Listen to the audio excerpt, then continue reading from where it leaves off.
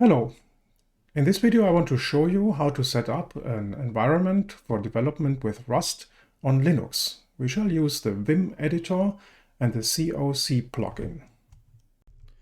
The easiest way to get started with Rust on Linux is to use the rustup tool. Just to surf to this webpage here, and you get a single curl command which you can copy and paste to set up everything. It will be set up just for your user account, and I suggest that you just proceed with the default installation. It will download Cargo, the package manager, the Rust compiler, Rust documentation, the Rust standard library, and a few other things which are useful for Rust development. Furthermore, it has modified your path for the standard shells to include .cargo/env, where the Rust tools are located. Once you have logged out and logged in again, everything will be in your path, and you can use the rustup tool to install more plugins for the Rust system. I usually do this here and install the component Rust Analyzer and the component Rust Source for more source code to look up things. Next, I use the normal Ubuntu package manager to install the GNU debugger and LLDB and Vim, which on this machine is already installed, so nothing happens, but this would be the command for it.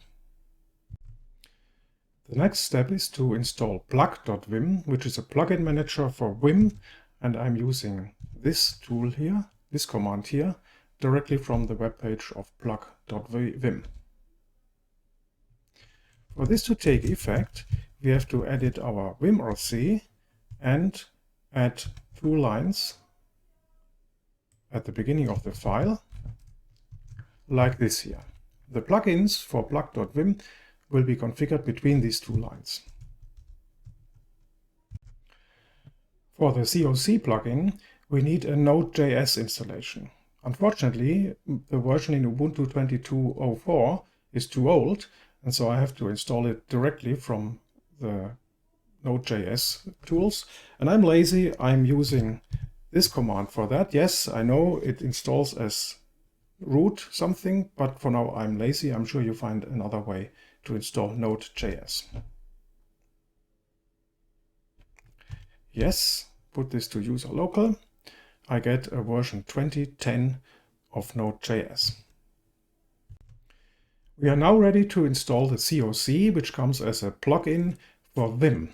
For this, I edit the vimrc and put a single line like this between the 2 lines for plug.vim.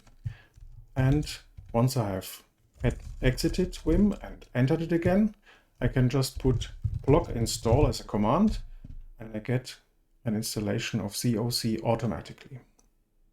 Finishing, done. To use COC effectively, you want to configure quite a few things in your vimrc. I've just stolen a lot of configuration from the COC webpage. Let me just put everything here, and we are set up. This is literally the suggested configuration from the COC page, which you find in the notes for this video. This was literally all we need to start developing Rust programs. Let me show you a small sample project to show what you can do with this.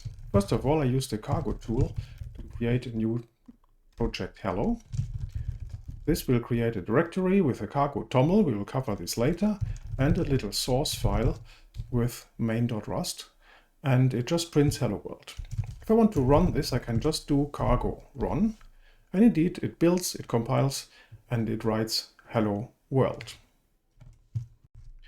Let's improve on this a little bit. If I edit the source file and put something a little bit more meaningful, I have a main program, I have a variable definition, and I have a function call here. And I can already show you that the COC tool gives me some benefits. For example, if I move to this variable, where I don't have to specify the type explicitly, I can hit Shift-K, and it tells me that it's an i32 integer, whose size is 4 and whose alignment is 4 as well. Furthermore, if I am sitting on this function here, I can not only ask for the type, it's a function from an integer to an integer, but I also can hit GD to jump to the definition. And immediately I find myself where the function f is defined. Let me just quickly run this.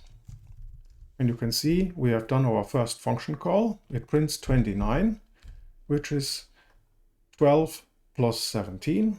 And we use the print line function to print it out.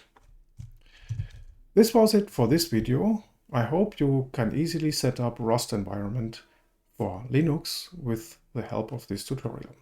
Remember that I have a web page for this video, which has all the commands, all the web pages, all the links, such that you can easily copy paste whatever I did. See you in the next video.